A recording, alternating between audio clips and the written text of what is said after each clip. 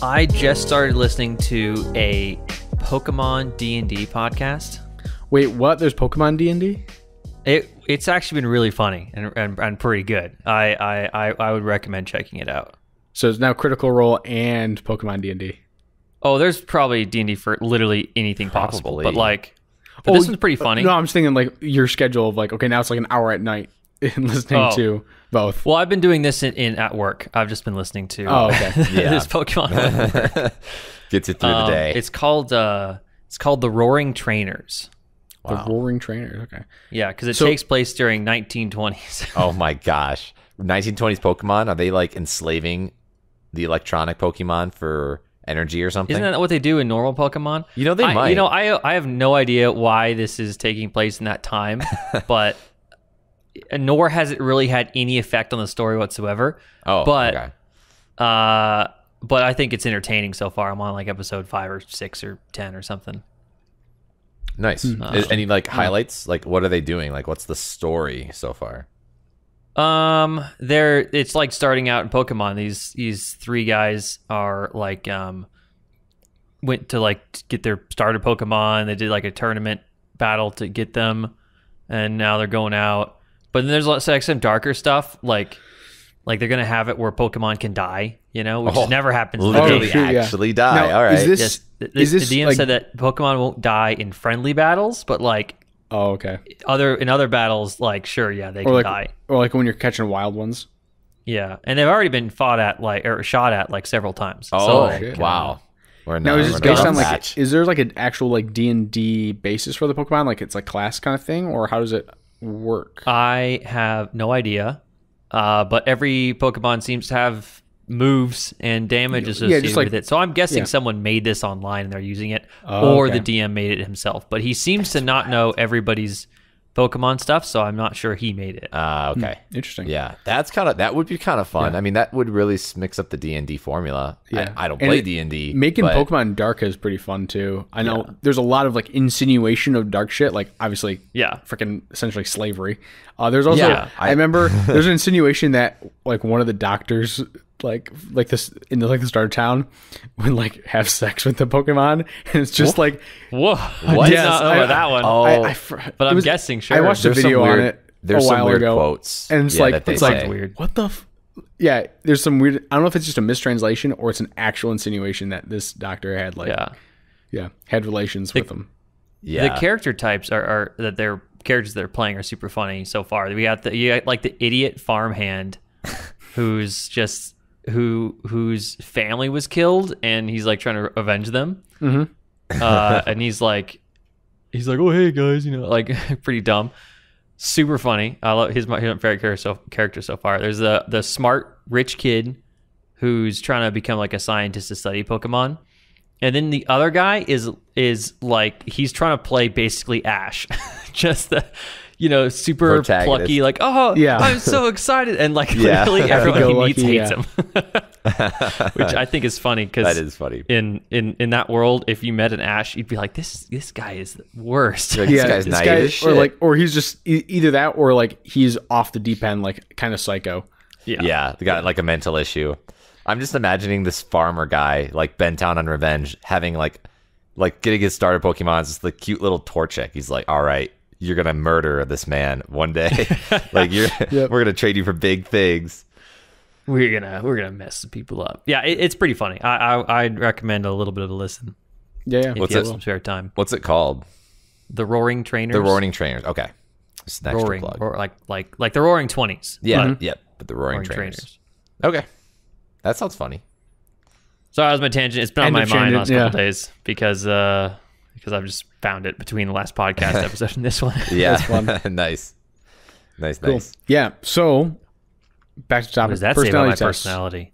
So yeah, which one do you guys want to do first? I feel like, in my personal opinion, I think doing the 16 types would be the best to do because I feel like most people have done that one before. Mm-hmm. I mean, I remember doing that back in college, even just like a non-psychology course. Yeah. So which one you say? The 16 types personality test where you have the 4 letters. Yes. Sounds good. So yeah, I'll post mine. Yeah, This one's easy because you can fit it in one. Yeah. Let me drop mine in there as well. Yeah. I have 2 pictures, and then one of them's a notepad. I put it all in Notepad, and then I'll post that. So we might have to look up more of this because, like, you know how it like obviously gives you your type, but then it kind of grays out the rest of the stuff. Yeah, we might have to just like look up the page and see what it does, or look up the tag. Yeah. I can do that. And yeah, Mike, you should lead us through that, or you should go through the types, I guess. So sounds good. Yeah. So who's we going for? Wait, Colton, you didn't even paste your type. I think I did. You just pasted the bars. Doesn't that just give you my thing? No. Well, I don't know what it means. Oh, okay. So maybe it does. Well, it technically does. The higher percentage gives you the letter. So the higher is that how this works? Yeah, except I'm 50-50 on the bottom, so I don't actually know. I noticed that too, yeah. Actually, Colton and I are fairly similar. So, yeah, we're all like a little different, I think. Oh, no, Colton and I are very similar. Dude, me and Mike are very similar on this test. Yeah, especially on the top two, we're almost identical. Yeah. So, yeah, let's go through it. So, Sean, you are an INTJ. Oh, we're doing me first? Yeah, and then I am an ENTP. And Colton, what was the one that yours said? I know you are 50-50 on the bottom. Mine is an EIFP. EIFP, I believe. I think it's N because it's the intuitive, right? Oh, yes, intuitive. ENFP. Yeah, ENFP. But right. I'm the last letter. I'm 50-50 between P and J. So right. I'll post these on the YouTube version of the episode here. So if you're watching on YouTube, you should see it there. Nice. Yeah. Way to go, Sean. I don't understand any of these. So Michael, you're gonna have to do some explaining. Yeah. So let's start out from the beginning. So you've got the E and the I, which is at the start was introversion versus extroversion, right? So Sean, having as an I, you tend to be more introverted, whereas an E tend to be more extroverted. The N stands for intuitive, which is the one I thought we would all match on. Which we kind of do. I was thinking we were doing a thinking. I thought we would be also matching on thinking. But so intuitive is use intuition over like sensing. So like more objective or more like a data driven versus like gut feeling driven. Yeah, gut. Yeah. And then you have thinking versus feeling, which is thinking is more about logic, feelings more about emotion, like how you determine things. Okay. And then perceiving is, I'm actually not 100% on what perceiving actually means totally, if you want to look it up real quick. Is anyone high in perceiving? Because it might tell you in the little description there. Judging is exactly what it sounds like, is, being usually more decisiveness, more judgmental. TJ meaning. There we go. The architect. Is that what your INTJ is? I guess it is. So there are 2 INTJ subtypes, A and T. The A is the assertive architect, and the T is the turbulent architect. I'd say you're assertive. Greater concern about the areas where they may fall short, whether in reality or perception. They also tend to use this concern to their advantage by pushing themselves harder or paying more attention to detail. The assertive architect tends to have more self-confidence than the other one, particularly when handling life's ups and downs, and if things don't go the way they expect, will not likely to second guess their initial. Yeah, it's totally me. I don't second guess anything. Yeah. Well, that's also not true, but like, I definitely don't have an issue with it as much as some people. An issue with what? Second guessing. Yeah. So my characteristics, let's see, that this site says, which is verywellmind.com, when I looked up INTJ, says, tend to be introverted and prefer to work alone, which I agree. Self-confident, hardworking, which is a strength. However, it can also be also be a weakness. And they may come across as insensitive or callous. I'd agree with that. They look at the big picture and like to focus on abstract information rather than concrete details. They also tend to be a perfectionist. Dang, why are they gonna nail me like that? Yeah. Places greater emphasis on logic and objective information rather than subjective emotions. Absolutely. Which I agree about myself. Talking about emotions makes them uncomfortable. Also true, but I'm trying to get better at that. They like a world with control and order, which isn't necessarily true for me. And as a result, they prefer to make plans well in advance. Not true. May even employ manipulation to get a specific. I do manipulate to get a specific outcome, but not an overabundance of that. I wouldn't call you a manipulative person, but yeah, I think not that you know of. Yeah, you might be just that good. I'm that good. Just that good. Sean's actually like Yagami. He's like, oh, if I do this, X, Y, Z. I'm like Ainz, dude. Oh yes, 4,000-year plan. 4,000-year plan. Yep, you practice speeches in the mirror. Whip my cape. I don't know. There's a lot on this page. I don't want to read it all.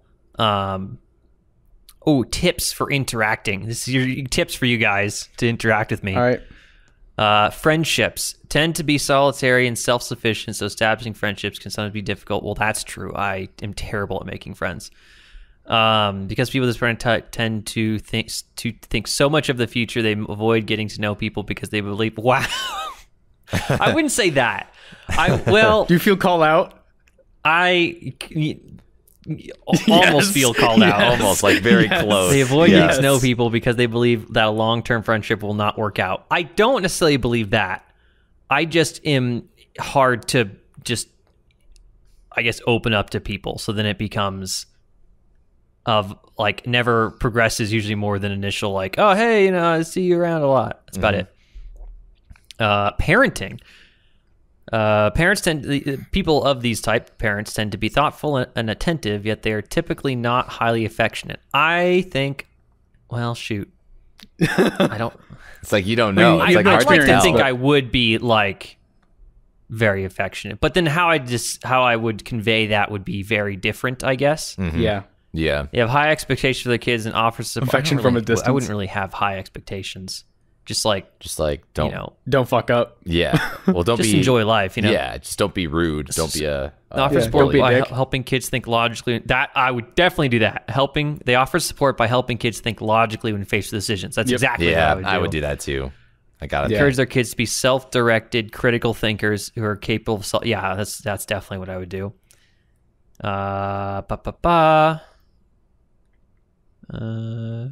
Yeah, I mean, there's a ton more stuff, but I don't think I would going into the weeds there. Going through all the weeds, but that's basically what the test thinks I am. Okay, and you kind of agree? Kind of agree? I agree with most of it, but not the full. There's some nitty gritty details, but I think generally, I mean, remember these personality tests? They're kind of like star signs or astrology, where they try to tailor it to fit. Right, not everybody can fit in a box. You have to, Or not only that, it's more so they tend to tailor it so it's like anyone can find a bit of that. But there's definitely, especially if you feel like, okay, I'm 100% called out in this, there's a good chance that this is fairly. There's some truth to it at least, Yeah. Some of those I was a bit called out. Yeah, always take these with a grain of salt because, again, no one can fit in a box. So yeah. What site were you reading these off of, Sean, for your descriptions? verywellmind.com. Yeah, I think they have the best descriptions so far. All right. We used a different site to take them because that site had, so when I offered these, I was like, hey, let's use the same site so we get a consistent like idea set from these. That way we're not like going to different sites using different prompts, right? There should be all this similar prompts to kind of judge our personalities. So what do you guys think? Does that describe? That's pretty accurate. They figure it out. I thought that was pretty good. Yeah, there's like little bits in there, but I think it got you mostly right. I think it got you like 70% right. You know, it makes sense too because you kind of are an architect in a lot of ways, but in a different way. Yeah, I mean, I think I do like to plan, but I don't enjoy planning everything. You know, That's like I like having a lot of free form. Yeah, I like having time for adventure, which is how I do my trips generally, like traveling trips. But I do like to plan or have a schedule planned out in my personal life, like not traveling, just like, oh, I am going to do this Sunday. Yeah, you know. See, that's where we differ. Is I tend to be very trips. I think we're very similar, but when it comes to some like personal life, I'm like, I'll do whatever. I don't have, which doesn't make any sense at all to me. I think it's because it's, but that's a different personality type. I think it's when I'm trip planning, there's more specific things that we need to get situated, but we can get into that later on. But yeah. Colton, let's do yours next. I'm really curious, especially with your 50-50. We are pretty. We're both ENFPs, right? No, I am an ENTP. ENTP. Okay, so I'm an ENFP, which is extroverted, intuitive, feeling, and perceiving. And just as another heads up, I think we already went over this. My P is like a 50-50 between P and J, I think. Yeah, so perceiving, judging. Perceiving. Can we figure out what perceiving like really means? I can look it up. P meaning, and at least in this context, it might come up in the in the thing. The thing. Yeah. I'm assuming it means you tend to like to observe things rather than observe and criticize / judge. So yeah, so I'll go right into it, and if I come across P, I'll go over that discussion. So basically, people with an ENFP personality are often described as enthusiastic, charismatic, charming, energetic, and independent. ENFPs are also creative. They typically do the best in situations where they have the freedom to create and innovate. So I would say I'm charismatic and charming. I'm just kidding. I would say you're actually fairly charismatic, charming. I would not energetic. Energetic is where I get a little hung up on because I'm not. Yeah, it depends on the day and the time. Yeah. Because you can be very energetic. Absolutely, especially when you're when like we're going out, and like you're like, let's go here. Like that's energetic to me. It is a type of day kind of thing. So here are the key characteristics. Apparently, excellent people skills. In addition to having some enthusiasm, they care about others and are good at understanding what people are feeling. Given their zeal, charisma, and creativity, ENFPs make great leaders. They are flexible and like to keep their options open. ENFPs can be spontaneous and highly adaptable to change. So I actually have some contradicting things to like leadership stuff in the later personality tests that we'll get into. But that's an interesting note, I suppose. People with ENFP personality types strongly dislike routine and prefer to focus on the future. They can become easily distracted, particularly when working on something that seems boring or inspiring. That's pretty call out heavily. Yeah. I when something's boring, that's definitely an issue for me. That's tough. I don't really like routine. I don't think I do like routine. While ENFPs are great at generating new ideas, their weaknesses can include putting off important tasks until the last minute, procrastination. Yeah, I can see that. And being disorganized. And I can also see that because You're not. I wouldn't say you're disorganized, but you're definitely not. You're not Sean organized. I'd be like, I'd be like a 3 out of 5. Like I put things away in a way where an organized person would be like, "Why'd you do that?" And I'd just be like, "Well, I knew I put it there, so I don't really need. It doesn't need to be any better than that." That's that's definitely disorganized to me. But which I find funny because I forget where it is. I know where it is. It's just somewhere. Well, until you do, though. Yeah. The important thing is you gotta have the system to know how to find it, even if you forget. Mm-hmm. Okay, Sean, I can't wait to get into disc because I know exactly what Sean's disc is going to be. Yeah. Is it? Oh, I didn't even look at that one. So, okay, we'll go through their strengths and weaknesses. So, strengths are warm, enthusiastic, empathetic and caring, strong people skills, strong communication skills, fun and spontaneous, highly creative. My weaknesses are need approval from others, disorganized, tends to get stressed out easily, which I pretty highly disagree with, can be overly emotional, which I am absolutely not overly emotional, overthinks, which I don't overthink, and struggles to follow rules. You struggle to follow rules. I like to break, but like minor rules. I do like to break rules, so like that kind of hits heavy. Needs approval, like a lot of these though. Besides struggles to follow rules and disorganized, I feel like I would personally think I would be like against those. Like, I don't think I get stressed out easily. I'm not super emotional. I'm not really emotional. No, I'm pretty objective, and I don't care what other people think of me. It's nice to have friends that approve of me, but I don't need other people random to think of me. I feel like the moody one of the three of us, I'm the moodiest. Mm. I'm the one who gets extremely excited, and then you have your highs and lows. Yeah.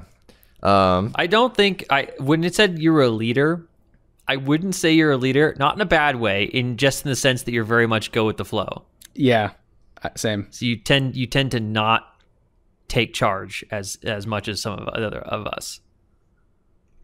Right. Does that make sense? What else did you read, Sean? Did you read anything else, or was that as far as you went?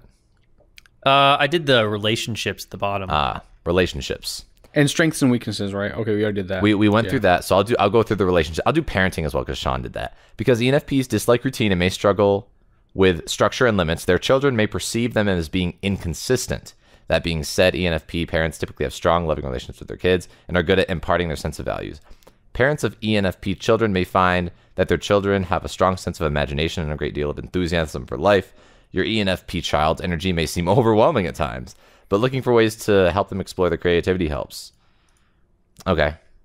Relationships. ENFPs tend to be passionate and enthusiastic about romantic relationships, but long-term relationships can sometimes hit a snag because people with an ENFP personality type are always thinking about what is possible rather than focusing on the way things are. To keep the romance alive, look for new ways to bring excitement into your relationship. And they give me a link to click on. Oh. Yep. Try I'll to sell you click on something that nice. later. Right? Cool. I'm ready for yours, Mike. I do, I guess, like to think of what could be, but I feel like it depends on the situation. Like, I'm pretty happy in my relationship now.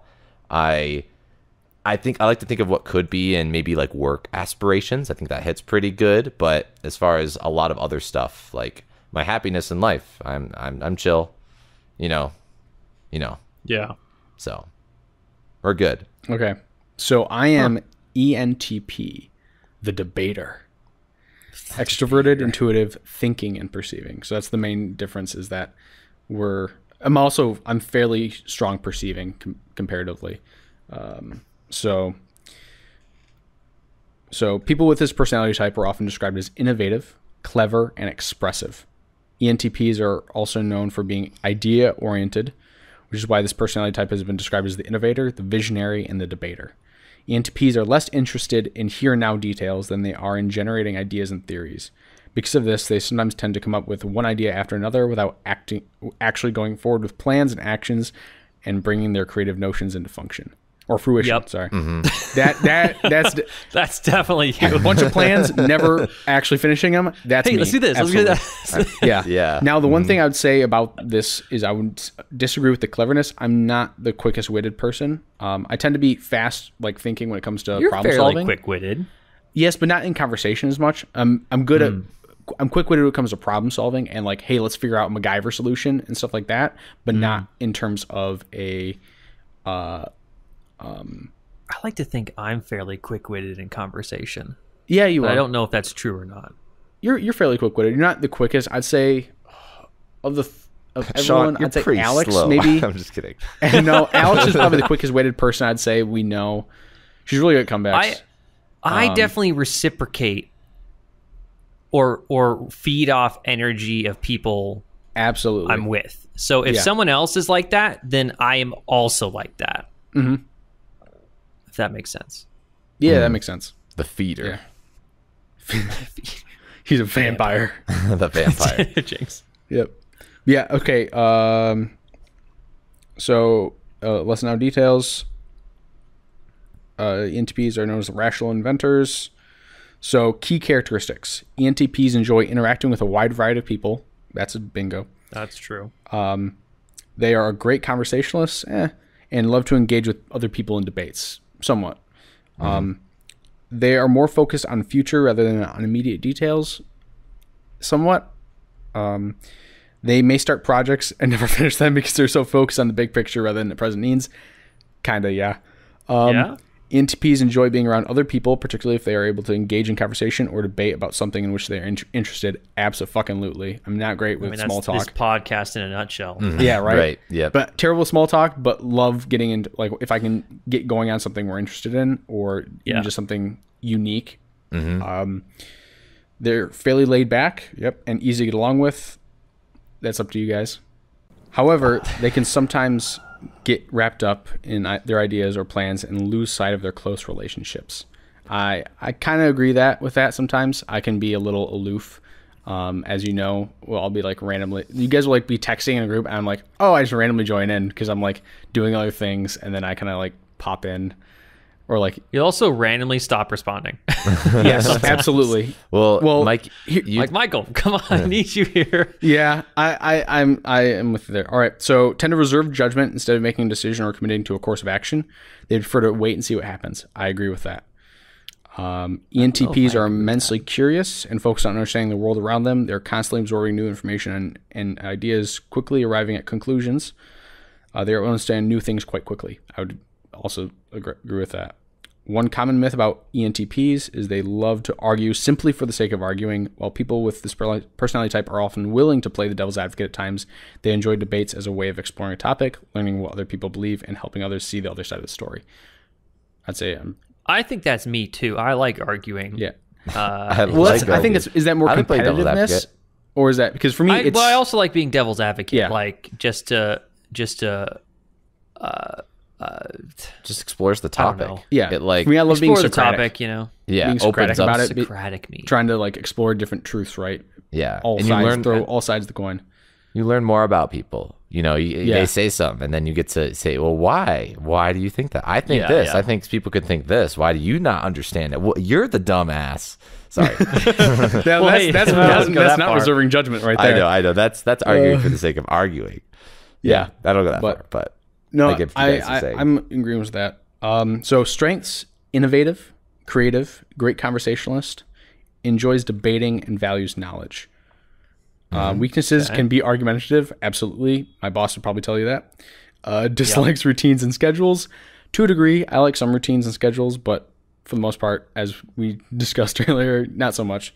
Does not like to be controlled. Absolutely. Unfocused and insensitive. Yeah, kind of. I'm a little uncouth. I wouldn't say you're insensitive, but you can be unfocused. Yeah. Yes. I'd say I'm uncouth.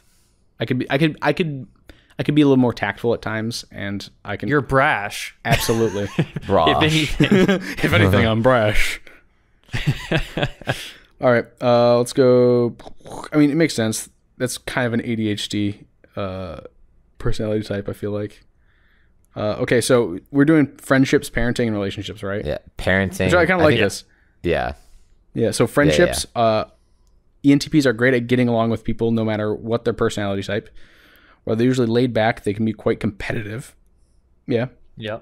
If you're friends with an ENTP, be careful not to get into the habit of trying to outdo each other. Oh, yeah. That could be a thing. Yeah, yes, that could be absolutely. a thing. Be aware of each of their love for debates, and be careful not to escalate good-natured discussions into combative arguments. I feel like we've never done that, though. Yeah, well, we're not all the same as Mike. That's true. Yeah, never. Oh, we can be. I'm very much more likely to give up on an argument. Yeah, just because I've gotten bored. Yeah, I'm more complacent in argumentative situations, depending on who it is, I guess. You know, like I like to play devil's advocate with people I know. Stakes. And I still hold strong to that, but you know, yeah. Colton usually end an argument by going like, "Yeah, I get that." No, just being like, that's just completely. True. I mean, like, I'm understanding. You definitely do that when we're arguing at something. You're like, okay. I'm an understanding person, but that doesn't mean I agree. Yeah, I'm just like, okay, fine. You've made me see the light, but that's not the path I will take. You know. Yeah. And I feel that too. I feel like the thing that I struggle with is, or maybe not struggle, is when I argue, I'm more of not trying to prove a point or make someone see my opinion. Mm-hmm. It's more about just trying to explore options and explore different sides rather than actually being like, hey, I'm arguing to just argue to like prove I'm right or something. Yeah. I feel I mainly argue to I be right. agree with that. Really? I think you're the I'd say, Sean, of the three of us, you're the most like, I want to be right. All right. So whenever yes. Sean starts an argument, we just but I will disagree give up with at him. some point. Yeah, I will. Just I will disagree. just like. I feel like I argued to be right, but I'm not dead set on everyone agreeing with me. Yes, but you're also the type of person who like sometimes when you're like no one else agrees with you, you're like a little disappointed a little bit when you say that. You're like, fuck, I didn't win.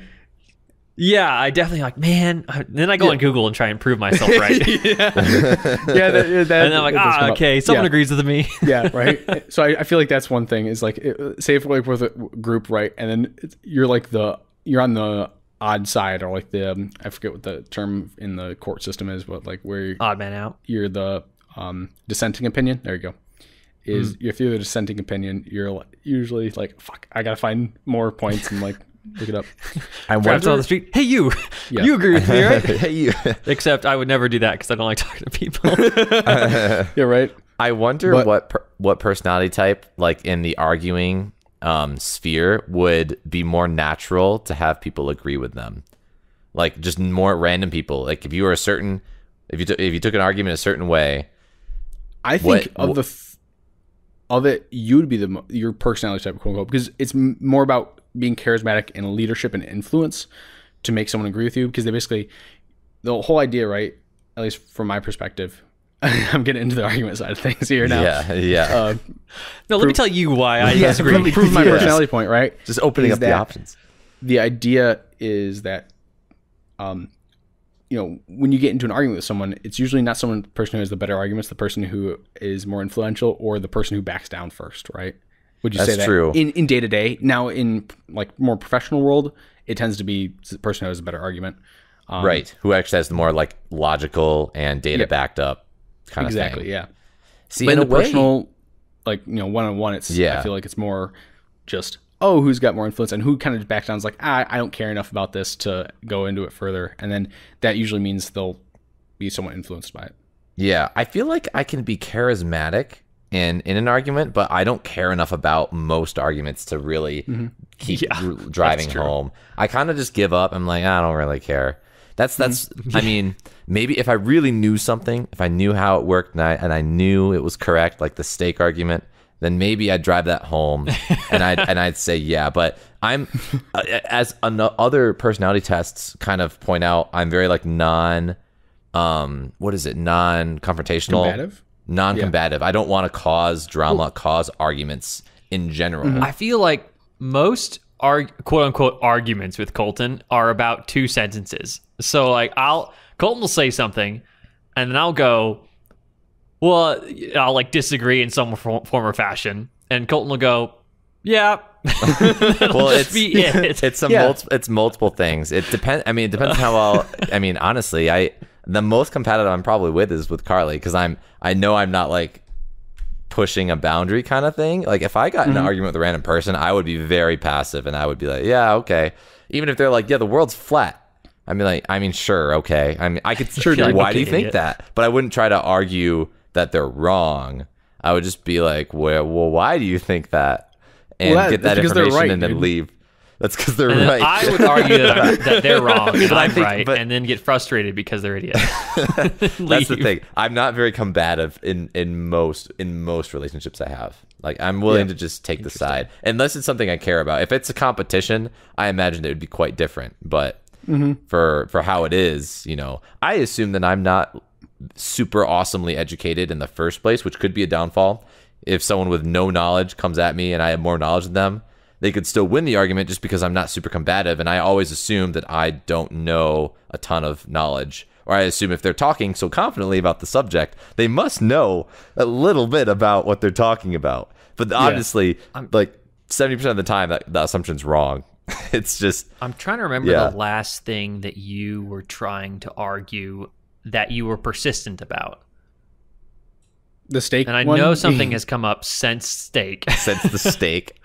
Yeah. But I'm trying to remember what it was. I love hot dogs. It doesn't happen often when you're like persistent about an argument. I just see the both sides, and I'm willing to accept both sides, but it just doesn't change my opinion either way. Yeah. Also, kind of thing, the arguments we get into tend to be less objective and much more subjective. That's true. And that's why it's so hard for me, because I'm a very, objectiveness is very important, but when it's like, I like hot dogs, I know that's a subjective opinion, and I know that they're bad for me, so I'm not going to argue that they're amazing, kind of thing. But I love hot dogs. I want a hot dog just right like now. the regular, grocery store hot dogs from like Heinz or something. Do I? I like beef hot dogs. Frank, I'm with Cole on this. Although I'm a pork hot dog kind of guy. I prefer pork hot dogs. And hot dogs. Okay, this is gonna be terrible. And this is gonna be a great hot topic. I like hot dogs over brats. I think we've had this discussion before on the podcast. I feel like we were talking about this because this was a hot take that you did say, Mike. Like you like hot dogs more than bratwursts. I don't know about that. Yeah, hot dogs just okay. We definitely had this because I was like, okay, I have a lot of German heritage, and it's like, yeah, it's a shame. I feel terrible for saying that, but like, I don't know. There's something about it. I don't know if it's. I had a lot of hot dogs as a kid, but at some point it just switched where they just taste terrible. Like I can't do hot really, dogs. That's how I'm like bologna. I used to put hot dogs in ramen and mac and cheese. Can't do that. No, give me a high quality brioche bun, a very high quality brioche bun with some ketchup and mustard, and I'll eat like 4 of them. Okay, dude. The bread is ketchup, like get 800 calories down, in and of itself. 800 calories for the bread, because I'm a bread guy. I said this before in like the same breath as the hot dog conversation. I love bread. Bread is good. Bread is life. Mm-hmm. Yeah. I think this is like the first thing when we were at your place. We're like, you got to get bread. I'm like, when I'm doing the run to what was the place, Trader Joe's. Yeah. Because I think it was you guys were working on that day. I'm like, all right, this is Friday. I flew in Thursday, and I'm like, all right, I need to get groceries for you guys. Yeah. It's like, we need bread. Yeah. Yeah, that's right. You guys had bagels and bread. I'm like, what? I have just never had that in the morning, I don't think. Oh, really? Ever. Never had toast? Really? Just some toast? Toast, yes, but like just a bagel, I don't think I've you have toast ever with had something that in the right? morning. Although, and toast is with something, yeah, well, like toast. I think that morning, we did we had done avocado toast because that Friday morning. Yep, that was delicious. Yeah. That was delicious. Sorry, Sean. Love avocado toast with an egg on top. I probably not would have. Oh, with egg though, that kind of it's pretty good, and especially when we get over easy. Thanks, Carly, by the way. Oh my gosh, avocado toast eggs were delicious. Everyone needs to learn how to make a good avocado toast. You will find your lover so fast. I feel like it's not that hard. It's not. That's the crazy thing. It's not hard at all. Yep. You just get avocado. You put some seasonings in it, some vinegar. Some acidity. The Trader Joe's seasoning, that shit slaps. Trader Joe's everything Carly but was the one who bagel suggested seasoning. everything but the bagel. So good. Yeah, make it for your friends. I don't have a toaster in my house. Really? What do you toast anything? I like how you're shocked at that. Like I don't have bread. There's no bread in my house. Yeah, you only eat rice, right? And potatoes on occasion, right? It's just the only grain that I eat is you don't rice. have bread. A lot of people would call that crazy. I mean, I don't know. Honestly, it's kind of crazy. But I couldn't live without bread. Is it though? It's not that crazy. Like it's just I don't eat. Why is that? It's not. Everyone eats bread. Who doesn't eat bread? Sliced bread. I'm like my brain is just jumping. Yep. I don't have bread. I had bread when I was making sandwiches a lot for work. But I don't do that anymore, so I just don't buy bread. Yeah, well, with you loved the sandwiches at MSU's CAF. I'm surprised you don't get some bomb bread and make your own sandwiches. Well, no, I didn't get bread there. I got wraps. You got wraps. Yeah, there's the caveat. Shoot, you're right. Yeah, that's very different. I do eat tortillas on the occasion. Just eat tortillas. But just straight like white wheat, brioche, whatever other type of bread. I don't have that. Huh. I love bread. If I had to give up bread or give up burgers, I might give up burgers. Over bread? Over bread. But bread is on burgers. Yeah. It's part of the combination. Like I couldn't. Yeah. I don't. I think that still is the same, right? This is literally what I said earlier. Steaks or burger or steaks or bread. Which one do you give it first? Hold on. Colton literally just said what I said he did earlier, which is he'll say something, I'll counterpoint. He'll shit, you're right. Yeah. Well, I'm just saying. It was like so. What I'm thinking in that moment is I'm saying it's not a great argument because if I give up bread, I can't have a regular burger. This is a bad comparison. Colton's starting to overthink. Overthink. Uh-oh. Now I'm getting stressed out. Yeah. You're definitely not stressed out. All right. So moving on. Yeah, let's move on. Yeah, moving parenting. On. Anyway. ENTP parenting. All right. ENTPs have a lot of fun, loving nature and are excited to share their sense of wonder with their children. Parents with this personality type are supportive, but they have a tendency to try to turn every situation into a learning opportunity. Parents of ENTP children should be aware that they're... I hate that as a parent or as a kid. Turn your kids into loving children? So well, you know, son. Yeah. Well, that's a different... That's kind of sending almost, right? Rather than like, oh, this is like curiosity inspiring. Parents of ENTP children should be aware that their children may seem argumentative at times. It stems from their natural love for discussion and debate. They may also seem inconsistent at times, being warm and affectionate in one moment and withdrawing in the next as they become wrapped up in their ideas. Parents should encourage their children to focus on goals and finish the things they start. Relationships and intimate relationships. Ooh, spicy. ENTPs can be passionate and exciting. They are warm, loving, and good at understanding their partner's needs. You may find they may struggle to follow through on promises they have made, which can be a source of frustration at times. Yeah. Be aware of your ENTP partner's need for spontaneity. You can help balance your partner's impulsiveness by helping them work toward their goals with enthusiasm and practicality. Nice. You have the longest relationship section. Mine's relatively short. Yeah, it's like, do this, you're good. Yep. Yeah. I feel like every single personality, it's like, this personality type is loving and affectionate. They're very good at portraying love. And I'm like, I feel like they're just trying to like make us feel good there. Oh, Sean's wasn't. Sean's was like, beware I don't distance. think that was parenting and friendship. I don't think I read the relationships one. Can you read your relationships one? Mine says, because they can be difficult to get to know, romantic relationships with INTJ can sometimes falter. If your partner, and it doesn't even talk about me again, it just says advice for the other person. If your partner has this personality type, it is important to know that loyalty and understanding are important. Don't be afraid to show that you're dedicated, but also don't pressure them to spill their emotions.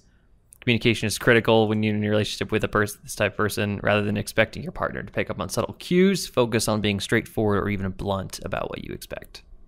I agree with that. So like one general. line about what I should do, and the rest like, about what someone else should do. Yeah, but it's good. It's good knowledge because I feel like it's true. It's it's good advice you can give to future partners. Yeah, this is also true. Yeah, but also I feel like personalities can be kind of flexible, right? Like in one situation, I can be much more like me. I can be kind of shy in big social gatherings, yet when it's smaller, I tend to be the most like, hey, meet new person when you say so. I mean, I am definitely, I mean, what this gets right, and what all my tests kind of show is just how much I don't like being around like groups of people or just new people. Like, and like even like this past weekend when we were hanging out, we went to that one club. I was ready to run out of there. And I did at some point. I was like, you know what? I'm gone. Well, you and I are both like, because I'm kind of the same. Like when it gets to like this next level, like really extroverted people, I'm like, all right, I'm almost like I was somewhat comfortable, but like I'm more anxious than I was having fun. So that's interesting because I would consider myself an introvert, and I get less energy from groups of people. But when you do tip the iceberg and go to like that huge group of people, I do kind of get some energy there. So yeah, maybe that is. I think what you have going for is you're more go with the flow. Yeah, maybe that is kind of it too. Yeah. Whereas for me, I don't always. I think I do, but I don't always go with the flow. So like, I get into that situation, I'm like, I just freak out and I just can't. I can't handle it. So I just want to get out of there. Gotcha. Yeah. Huh. Well, cool, boys, lads. At least that's what. At least the majority of the time. A couple times I've been to a club like that and I've had fun, but it's very rare. It depends. I feel like if you had a large group of people, maybe to go to. Yeah. Also, the AX Club was fun. That was just us three. It. But that was kind of different because we just were there for a half hour. AX though had, I think that when you combine things that I don't like, it gets worse. Like I don't like loud noise. Yeah. So if we're at a club that's blaring music, and with a lot of people and there's movement and like I overload and I can't deal with it. Also, the AX Club was like a bunch of people that like we're all a bunch of fucking nerds here, kind of, and most of them are like, I guess there's the expectation that everyone out there is also kind of like kind of anxious too, like aren't used to this environment because they're all a bunch of somewhat socially awkward nerds who like anime, right? That's kind of the expectation. I feel like that expectation helped me get over my anxiety levels when it comes to someone like that. Gotcha. I think was I the one who was the most enthusiastic about let's go to this club and stuff like that? This past weekend? No, I'm talking about the anime AX one. The tickets we didn't go to, or no, because we went to the two like dance / club things. Yeah. You guys were definitely more into it. I thought, and it was cool to see. I guess you got to see it, and then you're like, all right, it's cool. Yeah, it's like an art piece. So I'm down. Check it off the list. Let's go. Yeah. Stick to the plan. There was no plan at that point in time. Yeah. So who do you think has like the, I don't know, how accurate do you think that test was? I think I would say 80 to 85% accurate for me. I put it at like 70. There's some key like strengths, weaknesses that I would disagree with there, but I think in general it does get it right. Yeah. I think this one may have been for me too. Yeah. This one of all of them I think may have been the least accurate. I'll have to relook at my results, but we'll see. Yeah, I think of the next test, the Big Five, I think I like how this lays things out better. I do too. Like it makes more organizational sense to me. So yeah, I think that'd be fun to look at. If you want to do that, let's go into the Big Five. Start with you, Sean. I'll start. I'll post my results in our chat. And Sean, feel free to edit our stuff out as needed. Yeah, unfortunately, I do not have mine. I just have mine in my head, so it'll be kind of hard to. I guess we can't put it on the YouTube, unfortunately. Yeah. I'm just snipping my. I'm snipping my. My notepad. So, Michael, can you describe what this test does? Yeah. So the Big Five, also known as Ocean, is another personality test. I'm pretty sure it's the most accepted in the psychology. At least that's what I remember my psychology professor saying. Was that it was like the most accepted personality test, and it goes through 5 different characteristics on like a scalar system. So, meaning it's like a 1%, like a 1 to 100 percentile. So the acronym is OCEAN, which stands for openness, conscientiousness, extroversion, agreeableness, and neuroticism. So high openness people like new experiences. Extremely conscientious people are very neat and organized. Agreeableness is extroversion is extroversion, extroversion is low introvert. Extroversion. Yep. Yeah. Agreeableness is how likely you are to accept like other people. So I guess not servility, but like you go with the flow. Very maybe I'm trying to think of a better analogy. Because go with the flow is not more so, at least from my understanding, it's like go with the group, right? Very. It's like there's also like they have these like short paragraphs describing them all here. Okay. I can kind of read those as I go through mine. Yeah, go for it. So openness, this says, describes a person's tendency to think in abstract, complex ways. High scores tend to be creative, adventurous, and intellectual. They enjoy playing with ideas and discovering novel experiences. Low scores tend to be practical, conventional, and focused on the concrete. They tend to avoid the unknown and follow traditional ways. And for that one, I got 79. That's exactly what I got too. And I got 80 something. I got 83. So we're all very similar in an openness term. Very open. I'm very imaginative. I would agree with that. I don't like to, like this test. I noticed asked a lot about traditions and like values. And I was like, it's like traditions. I do not care. I care about whatever makes me like. Yeah, I throw that out the window for traditions. Yeah, as well. The next one was conscientiousness, which describes a person's ability to exercise self-discipline and control in order to pursue their goals. High scores are organized and determined and are able to forego immediate gratification for the sake of long-term achievement. Low scores are impulsive and easily sidetracked. And for that, I got a 69. Nice. I got a 50%, which I think is pretty good. Yeah, I got a 30%. Oh, really? Yeah, that tracks at the other test. I was going to say, I think for me, conscientiousness, it really depends. It's if I'm really driven by a certain thing and I'm really into it, I can be really like dedicated and stuff. But like today, I was just telling you guys, I had a terrible day of productivity and it was really hard for me to just focus. And that just happens sometimes. And that's, So you're the type of person where if you're bored, you're like kind of just in a haze. You're just like, I don't really care, blah, blah, blah. Yeah. I do tend to be I like to think I'm really self-disciplined. Like for example, like a basic example would be like, I don't feel like really going to the gym, but I'll still go at least for a little bit. Yeah. Got to get the day in. Yeah. Just to get moving and you know, some progress. Yeah. You know? Yeah. Mm-hmm. And that's a basic example, but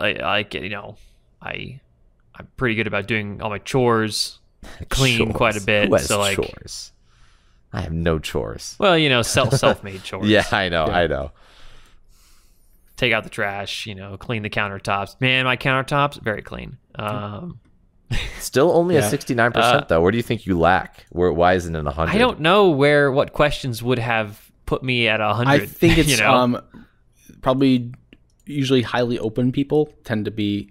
There's kind of like a flow, right? Balance. I can see that. Open people have a tendency to be a little bit less conscientious, or they tend to be super conscientious, like OCD level. Yeah, mine are both high, but I guess both not 100%. You know. Yeah. I do. I think I know what it is. I put several impulsive things because I am not like completely unimpulsive, but I will occasionally make an impulsive purchase or something like that. Right. Yeah. So the next one is extroversion, which guess how low mine is. Extroversion describes a person's inclination to seek stimulation from the outside world, especially in the form of attention from other people. Extroverts engage actively with others to earn friendship, admiration, power, status, excitement, and romance. Introverts, on the other hand, conserve their energy and do not work as hard to earn these social rewards. All right, let's take a bet here. Colton, what do you think it's going to be? I already am looking at his. I'm assuming he's below. I would have assumed he's below 50% by a decent margin, though. I was going to say 30%. I am 31% on that. Got him. Yeah. This was interesting. Colton got. I got 60%. So this is like more aligned to like what I think I am, because I feel like I'm an extrovert, but not a high extrovert. Actually, no. Yeah. No, you keep saying you're an introvert. I'm an introvert, though. but not high. Okay, never mind. I had that backwards. Yeah. I'm the same as Colton. I'm a 60% extroversion. Yeah. Now this was just a little bit why I always say Colton's not an introvert, because I am an extrovert. I think you're more extroverted than, because you do. There's a thing called an ambivert, right? Which is like the people who are sitting between that 40 and 60 range. Yeah. Who are like, they'll flip flop. Like, I know for me, I do have a social battery, but there'll be times where I need to go out and like hang out with people to fill that back up. And it can be like new people and stuff like that. And then there'll be times where it switches back to I need to just be alone and chill out, and it flip flops for me. Yeah. Gotcha. I got like 2 AAAs and that's about it. I know. You're like the spinning bike, like the guy just like pedaling. Yeah. That's funny.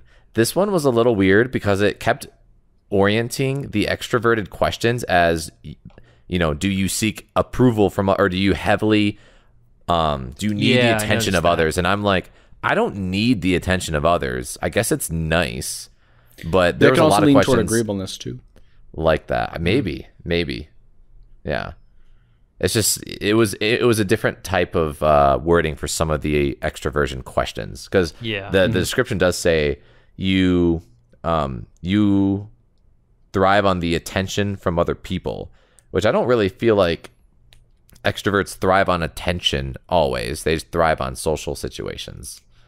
So it's just an interesting like kind of way they describe it in a way. I don't know if you guys agree or not, but so I don't know.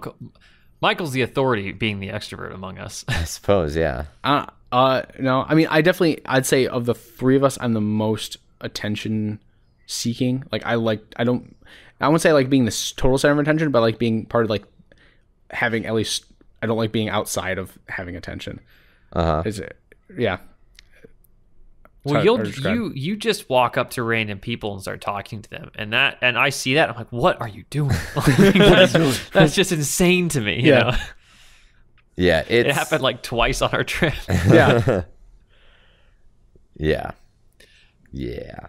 So maybe I don't know, I kind of agree with Colton. But at the same time, I'm probably shyer than Colton is, because Colton, you seem to be someone who can just, if you're pushed into a group, you can usually get along. Whereas I'm the type of person where if I'm pushed into a social situation, I tend to close up a bit. But if I'm the one getting open, I'm like, all right, cool, whatever. Yeah. Right? If I'm pushed into a social situation, I can navigate it very well. You know, I don't have a problem talking like, oh, hey, if someone brings me to a group of people, they're like, oh, this is Sean, blah, blah. I have no problem like talking. But I will very rarely, if ever, initiate just talking to someone randomly, you know? And I think there's definitely a huge difference there. Yeah. And I think there is a difference between being like shy and extroverted, because usually extroverts, I suppose, may be shown as not being shy, but that's totally not true. You could, it's the social battery. You could, different situations, you may be able to more naturally handle or want to be engaged in, but that doesn't really necessarily mean you're an extrovert or an introvert kind of thing. So I still think there's a lot of introverts who want to be social and who can handle big groups really well, but when they're actually talking to people and being social and actually having those discussions, it's kind of a different story. I feel like it's like more of the difference between shyness and outgoing versus not shyness to openness, because openness is a little different. People can be outgoing but not open. But more outgoing or more shy, because you can have I'd say like my dad, is more introverted, but he's extremely outgoing, which is like a weird combo. It is a weird whereas I'm the opposite. I'm a bit shyer but more extroverted. Okay. And I would say, maybe I'm getting the definition of outgoing wrong, but I would say I'm outgoing in a very narrow situation, you know? Yeah. So outgoing with an asterisk next to it. Yeah, for me it's the same. It's like situational, certain situations get me more outgoed than others. Outgo. I definitely think a loud club is definitely not the place, but I'm also I'm a talker, right? I want to have a good conversation with someone. I'm a debater. in a way, you'd think that extroverts wouldn't like the clubs because they can't actually socialize as much. But it's being around other people. Maybe it's the energy there. Though. Yeah, it is the energy there that, at least for me, gets me a little bit more, well, let's go till 4 a.m. Woo! Yep. Yeah. And for me, drains the batteries immediately. Yeah, gone. They took the batteries out. Help. Yes. Actually, I mean, honestly, that was exactly... that's the way to describe how Sean, dude. I was like, okay, I gotta watch out for my boy here, because I know you're just like, I am not enjoying this whatsoever. Boy. Yeah. Well, the good thing is like of how independent I am. So my plan was like, all right, I'm just gonna leave and go find another bar that I enjoy, as opposed to, which was right across the street. I'd text you guys and be like, yo guys, I'm here. Come find me later. Come find me. Yep. I'm chilling. I'm having a good time. Yeah, I mean, because I have no, and that's the thing is like I have no problem just like going off on my own as need be, and I can entertain myself. Yeah. Let's say you can pleasure yourself, but that's a different thing. A little different. I enjoy hanging out with my friends and stuff like that, but I can definitely just, entertain myself. Yeah. On my own. For sure. Yeah, I feel like we're all like that though. So what about agreeableness? This is the one I'm most curious about. So agreeableness tends that describes a person's tendency to put others' needs ahead of their own and to cooperate rather than compete with others. People who are high in agreeableness experience a great deal of empathy and tend to get pleasure out of serving and taking care of others.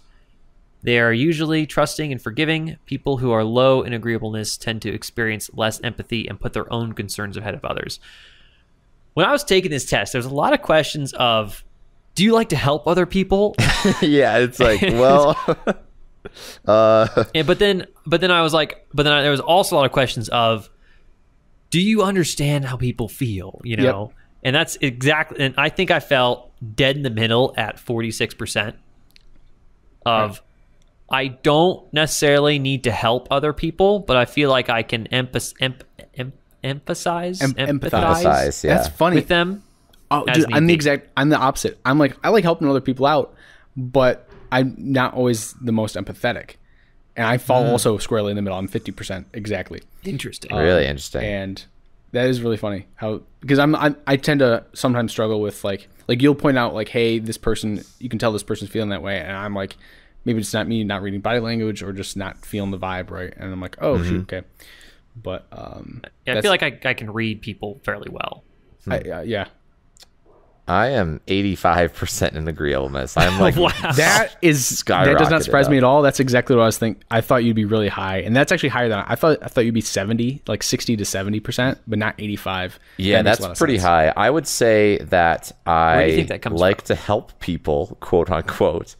I'm very quote unquote. I'm very trusting and very forgiving. I blow a lot of like stuff that might make other people mad off. That's true. The only thing I would say is I don't personally think I'm like the best at reading people. I feel like with agreeableness, 85%, I should be able to look at someone and be like, they're freaking sad, they're happy. No, I feel like I can't do that. I don't know. But I do. But remember, it also may be that you are just intuiting it, and you're like, hey, it's not even conscious in your mind. It's just totally subconscious, and you just do it automatically. Because I think of the three of us, I think Sean, you're the most. You'll calls, hey, this person is feeling that way. There's been a couple of instances where like, hey, maybe you should talk to this person or something like that. Whereas Colton, I feel like you're the one who just naturally just goes, hey, like just intermixes, like in a group. Like I'm trying to explain my point here. Just kind of just goes and does something kind of thing. Yeah, maybe, I don't know. But I do agreeable as the word, as just no word. Am I agreeable? Yes. We've kind of had this discussion where I'm just like, yeah, I can see your point of view. Yeah, okay. In pretty much any instance. So I think that's pretty accurate overall. I feel like my ability to read people has evolved as a defense mechanism, though. Oh, as a defense mechanism? As anti-agreeableness? Just more, as anti, like, so I can be like, okay, who am I staying away from? Yeah, today? Or like, it's I don't want to engage with someone who is like this right now. Yeah, but I can engage with someone who's like this right now. Like that. Nature. I think that's why that happened. If I had to hazard a guess, Interesting. But the result is nice because now I can just be like, oh, this person feels that way. But it also is because I which I think goes to the agreeableness because I feel like I empathize with people, and I do like to help people out if they're feeling bad, or down. I don't necessarily I wouldn't see someone sad and be like, sucks. That sucks. Like, bye. I'd be like, what's going on, man? See, that's the thing I fall short on. If I know them, is that, and I'm trying to work on it's hard for me to like sometimes see that like or like say the right words.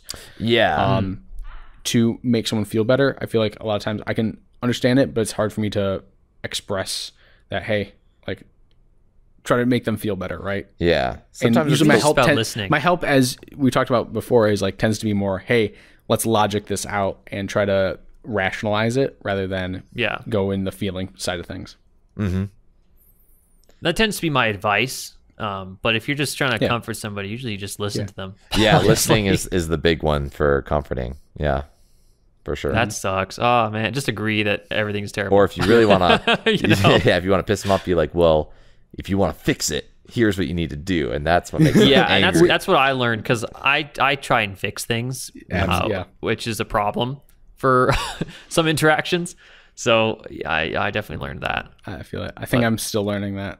I must learn from you, Sean Sensei, the ways of not immediately trying to fix things and just going, yes, okay. I'm a decent listener, but I tend to be more of a, let's find a way to fix it, find a solution. Yeah, let's get to the bottom of it. Yeah. But what about neuroticism? I'm assuming that we're all scoring fairly low on this one. Oh yeah, I don't have Discord pulled up right now. Describes a person's tendency to experience negative emotions, including fear, sadness, anxiety, guilt, and shame. While everyone experiences these emotions from time to time, some people are more prone to them than others. High neuroticism scores are more likely to react to a situation with fear, anger, sadness, and the like. Low neuroticism scores are more likely to brush off their misfortune and move on. What do we think we all got? Super low. Yeah, well, I'm betting Colton's I'm betting a 30. Sean, I'm betting you're also a 30. I'm a 40. I know that. Wow. Yeah. I'm 10. And Colton's 8. Yeah. Holy shit. Yeah. Which definitely tracks what we were saying earlier. Yeah, I mean, I'm definitely the most moody. But I'm really good about, like, am I in a situation where it's kind of stressful? I'm fix mode, but for the most part, I tend to like have fun and I like to enjoy my emotions. How about that? Yeah. Wow, I did not expect that you guys to be that low. I was like, holy shit. It's like 10 makes sense. This I expect to be my lowest category. Yeah, like I do not experience most of these things. Yeah, I mean the questions are asking, do you get sad often, or do you feel yourself being anxious over small things, kind of thing? And I'm like, nah, not really. I felt like I could identify these questions in all of them. Yeah. And for me being an optimist, it's definitely low because of that. I feel like, because I am just a big optimist in life. Mm-hmm. Well, and I had briefly mentioned my kind of Zen book that I had read before, and that's like stem out my mindset, where it's like, whatever. Yeah. So whatever those emotions, they tend not to last very long at all. Mm-hmm. Yeah. See, I'm the same way with those things, but it's more about the opposite side of like, do you enjoy or moodiness, right? There was a couple of questions. Yeah. I have a tendency to be more like, I'll switch between emotions fairly quickly. Like it's just like, I'm really happy, and then it just evens out, or boom, boom, boom, So yeah. For me, it's excited. I get excited really quick, and then it calms down. Yeah. I feel like for most of these emotions, there's a slightly happy twist on it. Like I don't usually get sad, but I get bittersweet, which is kind of a good feeling. And I like the feeling of bittersweetness and nostalgia, but I never truly get extremely sad very often, I suppose. I don't know. So. Yeah, I mean, I for me, I also don't think I get sad very easily, or disgruntled, or anger, fear. I don't feel like very fearful. Yeah, fear is I just don't feel fear very often, but I don't know, maybe I haven't done that tracks. That definitely tracks. You just been doing crazy, sometimes idiotic stuff. Like Colton, I definitely will feel these emotions very intensely at times, either through certain media or things during my life, but it's not necessarily lasting. Yeah. Like I just have to watch Your Name once, and and then you're sad. Yeah, movies do that. Then your neuroticism goes really high. The big sad. Yeah, Edge Runners got me for that. That's a good point. Edge Runners, the end of Edge Runners. Edge Runners made me sad or like melancholy for a couple days. Yeah, I was gonna say really? It made me sad for I watched it late at night. I was like, I went to bed sad, and I woke up and I was still kind of sad, but then I'm like, okay, I'm fine. I kind of brushed it off. That's me too. I'm surprised because I was the one who's like, I'm with Colton. I'm like, that kind of sucks. I wake up the next morning. That was a good ending. I really enjoyed the ending. It was definitely bittersweet, Like we should have a breakdown of it on another podcast. We should, yeah. We should. I want to, because I definitely got certain things out of it that you guys may not have, and vice versa. I think one of our next podcasts, we haven't done like a show update, and there's a lot of new shows we've seen, so maybe we should do that. Dude, next season is a fucking banger. Yeah, you see the runner-ups for those? Yeah, we'll get so many things. My God. I'm watching the Sword Girl anime too. I kind of think that sounds funny. I'll watch at least the first couple episodes. Yeah.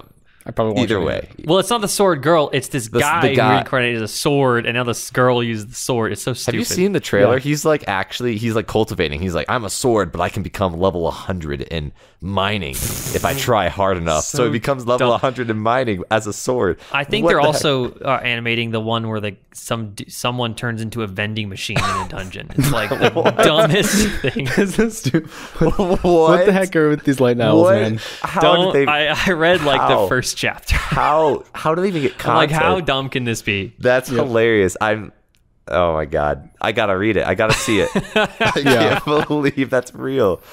Oh my God. Okay, anyways, all right. Disc, are you guys done with everything? Yeah, I've got my thoughts compiled. Disc, let me drop my disc in there too. It's in the shape of an actual disc.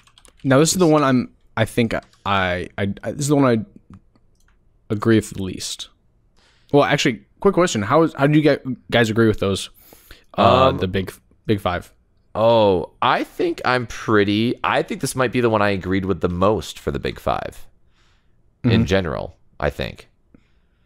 Yeah, I liked my openness stat. Your picture makes no sense, Michael. My neuroticism stat. Oh yeah, yours is just like a pie chart. Yeah, that's the pie chart. That's the pie chart. That's disc. That's I got descriptors by my pie chart in the disc. Oh, okay, that's good. Yeah, but yeah, I liked my big five. That I think that was the best one for me. When most check out the image I sent in the general for the vending machine in our general chat. Oh my god, vending machine. Wait, what's it called? It's so Reborn silly. As a vending machine. I now wander the dungeon. Michael literally took himself out of the podcast. I'm sorry. I'm sorry. My voice is still captured perfectly though. Yeah. I went to the general chat, not the general text. Yep. Oopsies. Hey. You had to bring me back in. Yep. Okay. Yeah. Man, okay, so we're actually all very varied here. 100% sense. That's it. Well, actually, I thought you'd be 1D, but I honestly haven't even looked at the disc one yet. So I haven't taken a good look at it either. But I think I'm somewhat good. I'm somewhat on this. So I can read what the thing is if you guys want. Can we have a visual explanation of what the chart looks like as well as the descriptors? Yeah, sure. Yeah. So all right, I'll go. Go for it. Disc, as the name implies, is a pie chart. It's a disc. So there's 4 descriptors. The D in the disc is drive, takes charge and gets things done, makes decisions and focuses on results. Then the I stands for influence, engages others and shares enthusiasm, inspires and persuades others. The S stands for support, is helpful and shows care for others, looks for ways to assist and serve. And then the C in disc, it's spelled with a C because is works steadily and systematically, focuses on order, accuracy, and precision. And it's like a chart, and each section of the pie is bigger according to which category you fall into. This one's definitely hard to explain because there's no out of 100 associated with this. It's just kind of relational. Yeah, the pie chart, the wedges in the pie chart are physically bigger in relation to the others. That's how it looks for our audio only listeners. So we can see which ones dominate our, kind of personality, I suppose. But we don't have an exact percentage to say. We can say what's biggest to smallest, I suppose. I think it's really interesting how we're all very different. We are all different. I find it too, yeah. Which is very interesting. Yeah. This is designed for how you operate in a workplace. That's what disc is mostly used for. That's how I heard about it first, was people would take it for work. So it's like how you orient yourself in a workplace. Michael's like almost the exact opposite of me. It's so funny. That is kind of funny. Find mine, same with Colton. Yeah, actually, we're very different. But I also disagree with mine the most in this. Oh, really? The last time I took it, it came out a little different, and I think the last time I took it, it was more accurate to how I am.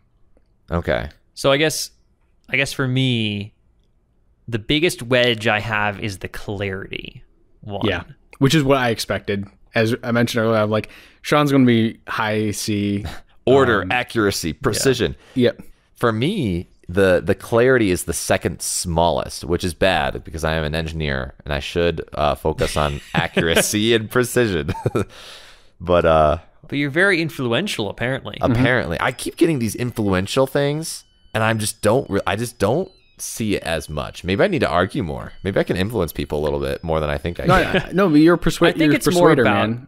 Yeah, it's more about your ability to like draw a crowd to yourself, which I think you do. Huh. Yeah, you've got that natural charisma. Natural, what do they call it? Zest, zill, twill, something like that. Zeal? No, zeal. You don't have zeal.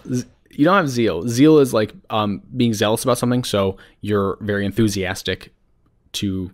Oh, yeah. I understand. Think like religious zeal is the best way to the best way to describe it, I guess. Gotcha. Or not describe it, but as example. I don't know. I gotta my like support and drive are almost equal, and then influence is my smallest one, which I kind of disagree with, in the sense that I engage a lot of people, and I can influence people, but I usually tend to not. Yeah. In a work environment, like very seldomly, but I do that to get what I need to get done. Right. You know. Right. Yeah, I guess I'm fairly balanced, but the highest, which is my D. the biggest D. My D. Drive. Takes charge and gets things done. Which I am. I tend to be very dominant in the workplace. Yeah, but D. You were saying something, Colton?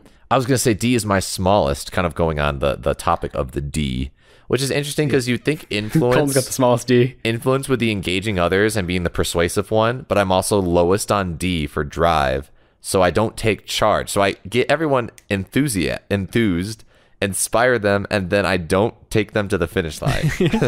Peace. Like, see ya. You get them going, but you don't let them finish. That kind of seems like me for my personal life. I love getting hyped about things, but sometimes getting to that finish line is a little tougher. So I can see it. I'm not that. See, this one I kind of agree with because I'm usually, at least right now in my life, I'm not the one that likes to take charge and like take a project to completion kind of thing. I like being an I like assisting the job and being a critical piece, a critical cog in the machine to get the job done.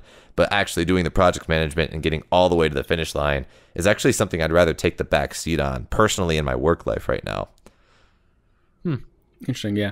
And it also makes sense because of like we were talking about agreeableness, right? I feel like agreeableness and low drive tend to be like high agreeableness, low drive tend to be kind of that would be correlated. Yeah, I agree with that.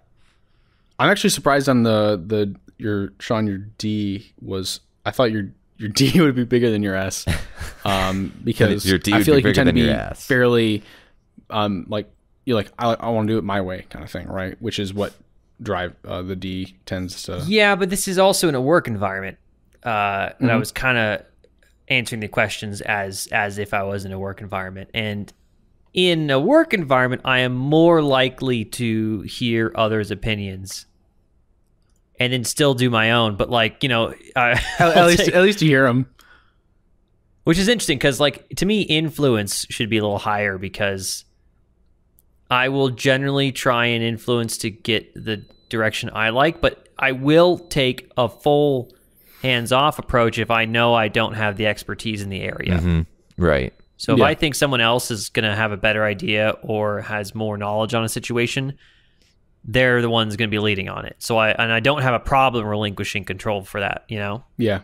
Gotcha. Yeah. The one that surprises me, at least for mine, is so my D is the biggest, but my influence is the second largest one, and then the other two are smaller.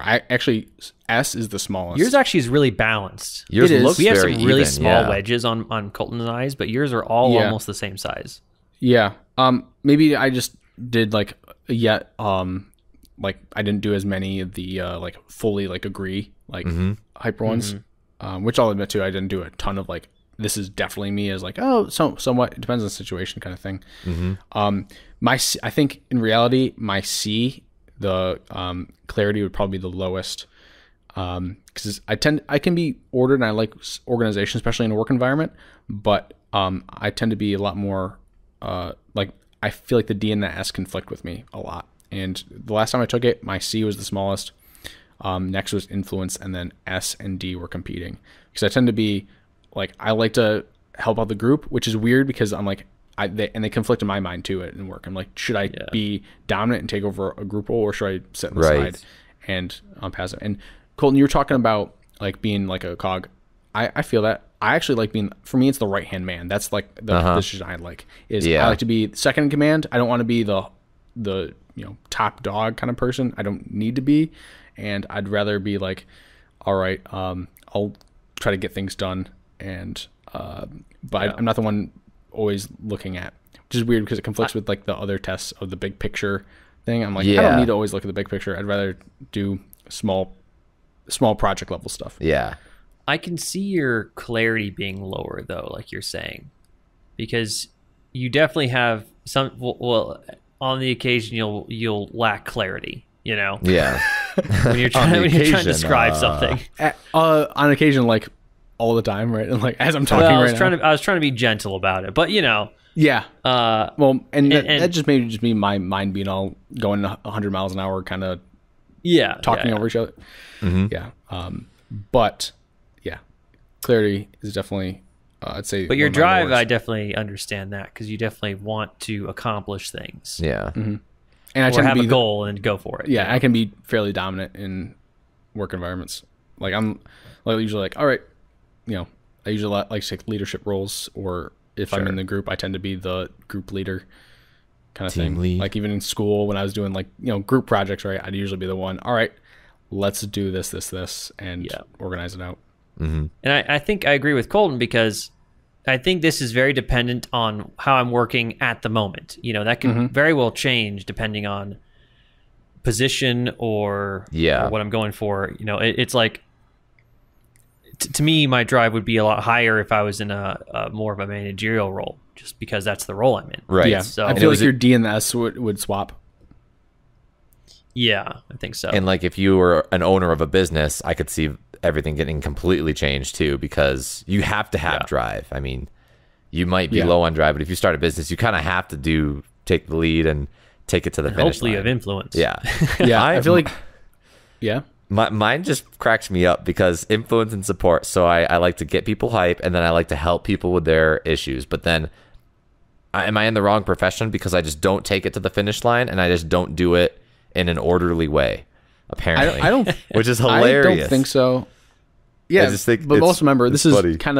Remember, this is just BS, right? Take this with all with a grain of salt, because it's just it's a way to put you in a box. And at least for DISC, from my understanding, DISC is helpful for like managers and stuff, so they know how to quote unquote interact with you, right? Yeah, I think in general it does do a pretty good job, because I think in general it makes it work. But just because I'm low on clarity doesn't mean like, oh, well, you're definitely not doing calculations correctly. We shouldn't trust that guy. Yeah. I think you're only wrong for the profession if you're not enjoying what you're doing. Yeah, for sure. That's a good life lesson. If you're enjoying what you're doing, and you're not getting fired, then you're probably in a good spot. Yeah. Also, like Colton, like you also probably work at one of the most prestigious jobs. Okay, there's the clarity right there, the lack thereof, of the three of us, right? Like you're pretty high level engineer doing some crazy awesome stuff. Like maybe, I don't know. Prestige is a myth. It's all about the happiness. I do think it's cool to like talk about. I agree. It's cool. But the thing is, you probably don't get someone asks, "What are you doing?" or "What do you do for work?" You probably don't get the eyes glazed over look when you start explaining what you do, like people in the IT profession do. Yeah. I mean, you guys got to be able to make IT sound sexy, though, right? You got to be able to use some like sysadmin, it's kind of network it can be manager. kind of hard, because when you say really that, tough. because then you switch into like IT jargon. For for me, I usually the just moment say, you do that. Yeah. But for some reason, there's a difference between IT jargon and engineering jargon. Engineering jargon is like, oh yeah, quantum. Oh yeah, bolts. Bolts, oh yeah, torque. that makes sense. We talk like, oh, our server, and then people go, people just completely. I feel like people can't relate to some of that stuff. They just they're like server. Oh no. And all the time, it's all associated with problems, right? It's because they have to know this stuff when something in their, especially at work, their environment goes wrong, right? Which is when we come in. I know when I say something, I just say, I work in IT. I fix people's problems. That's what I do. It also isn't publicized as much. So it's people, you say engineer and people say, oh, they build rockets. They go to the moon. They think of people, you say IT and be like, oh, I don't know what they do. They think of the IT crowd or something like that. Right. Or it's probably the most exposure someone's going to have. I've met IT people who have worked on freaking rockets and Mars stuff. Yeah, they're equally as important to running things, yet no one knows anything about it. IT are a part of all the systems engineers work on. Yeah, and sometimes they cross, the jobs cross over quite often for IT as well, especially in computer science stuff, I'm sure. Yeah. So, well, shit. Partly because most, I think, IT people are going to have what my INT whatever thing is. They're not going to talk to anybody. Yeah, they're all introverts, and so they don't want to talk with people. Yeah. The architects. Yeah. That's funny. Yeah. I mean, shit, Colton, you were, what was it? Was it yesterday, the day before, when you were texting us about, hey, I need some help with this because you that need was help funny. with networking stuff. I was gonna mention that because I'm a mechanical engineer, but since I'm working on kind of like with scientists and physicists, and I'm working with servers. Actually, I have projects, but we were trying to do cable management, and you guys know more about cable management than me, absolutely. But so I was asking you guys about cable management stuff, and you guys, I got the fact. Well, essentially, we got some. Basically, there's a lot of work to be done. It seems like because there's some requirements that seem a little bit weird, but your requirements are like it has to both be easily replaceable yet also very organized, like very individual and organized, which are like competing. It's a scale, right? They're very competing. It's a scale. Priorities. Yeah. Speaking of cable management, though, I just bought like the bougiest Ethernet cables. What do you mean? I bought 50-foot braided Ethernet cables. 50-foot braided, huh? They cost the same amount as the regular ones. But they look cool. But I'm gonna run them like around my living room, so I want them to look nice. So I got braided Ethernet cables. They're really nice. Yep. So Sean's the one doing the purchases, which also I found funny too. You mentioned, I should have talked about this earlier. You mentioned that you tend to be impulsive purchasing, right? Yet, I think which test was this that we were talking about where you said you're really impulsive about purchasing things? Well, I'm not always impulsive about purchasing things, but like, so this is, I needed Ethernet cables. Yep. So why not go with the cool ones? Yeah. And the other thing is like, it's the same price. So I thought, or maybe $1 more. And it's like, well, it's going to look better. The payoff's going to be, the value's there. So I'll get that. But I don't know. The last impulsive, I don't think, I say that, but then I don't think I've really made too many impulsive purchases. The only impulsive things I've made really revolve around food, Yeah. I feel that. Oh, food and that alcohol. sounds really good. And I'll get chicken nuggets, Chicken nuggets. Food. But there's usually an element of practicality to it. Mm-hmm. Yeah, I get you. Oh, you know what? Actually, the most impulsive thing I got recently would be like a couple records. Because I'll be at the record store and then I will like see a record. I'll like be holding two. I'm like, okay, I'm good. And then I'll see another one and go, oh man. Like I need to get that one too. Fuck. As you grab it, put it on the table. Like I have to literally like run out of the store because otherwise I just want to buy so many of them. Oh, gosh, funny. I feel like the only impulsive... That's probably the most impulsive purchase I've made in recent memory. I've made some pretty bad impulsive purchases, I feel like. Kind of my laptop, the one that got broken, was technically an impulsive purchase, I think. So that was $1,000. The broken one or the new one? The broken one. The new one is... I don't know if I call that impulsive just because it broke and I needed a new one. So I do Was it impulsive to get the more expensive one though? Was it? No, I did the research. Oh, your two options. I knew what I wanted. It probably was a bad financial decision, paying 40% more to get a 10% better laptop. Yeah, I don't know. But I'm really happy when you with get that high in performance, it becomes that. Yeah, I really but at the same like time, it though.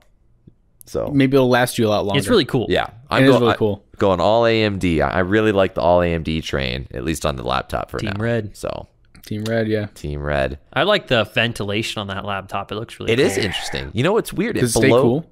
It does stay cool, like cool enough, I suppose. It blows hot air into the screen though, and I'm not playing games on it all the time, but if I was playing games on it 24/7, I'd be like, all right, hopefully the screen doesn't melt off. I feel like Apple laptops do that as well, though. Yeah, do absolutely. they? It like vents up along the screen. That's my biggest complaint with MacBooks is that they have like the hidden fans, but they all shoot right. They vent right. It's great if you have your laptop closed, but when why you're is that a using it as an actual problem? It's laptop- like the screen never gets really Well, hot. that's the thing. Is it a problem? I'm not sure. Even if the screen got to like 95 degrees C, is that actually a problem? The panel's probably rated to above that, so who knows? it's just a little weird. It's getting hot, so you're like, yeah. You don't know, I guess. So. But anyway, I do find, so let's get back to the our tangent. Yeah. Yeah. I do find that this was kind of fun. I really like doing these things. One thing I kind of want to talk about maybe was astrology, but I don't know if we have time for that. We should do astrology another time. We need an astrology expert. I think we actually do know one, don't we, yes, John? we do.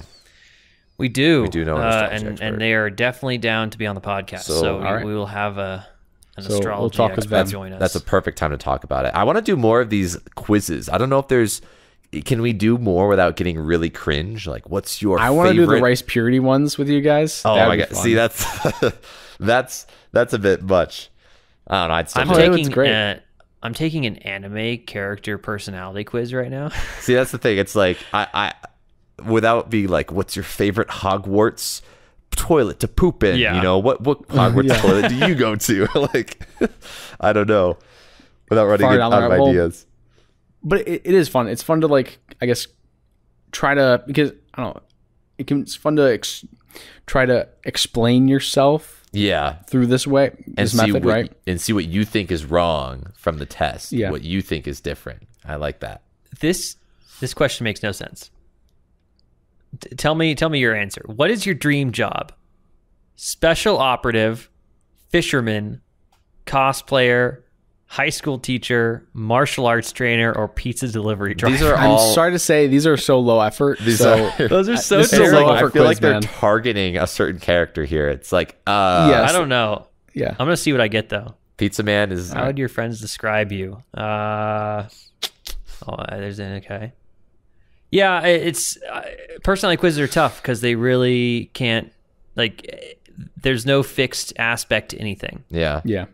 And that's why I like doing the multiple, because it gives you like different angles. You can see the truth in some of it, but there's always these nuances, and your personality changes all the time. I mean, as I said, I feel like my personality changes depending on who I'm with. Like with you guys, somewhat I'm that way. For sure. For the most part, I'm generally like that, but like the debater, right? That was it's a general, but it depends on who I'm with. Sometimes I'm not as argumentative. Comes out more with other folks, and I think that's natural. Yeah. So yeah. Cool. It was fun. Well, this was fun, boys. I also like that we could also call each other out and call ourselves out for some of the we shit. I'm like, yeah, that's good. That's fun. So hopefully we'll be doing more of these quizzes, maybe some joke quizzes. If we find a couple good joke quizzes in the future, we can come back and talk about them. Yeah, joke quiz would be fun. Some like popular ones. So cool. Okay, I've just received my results for my anime quiz. I got Rukia Kochika.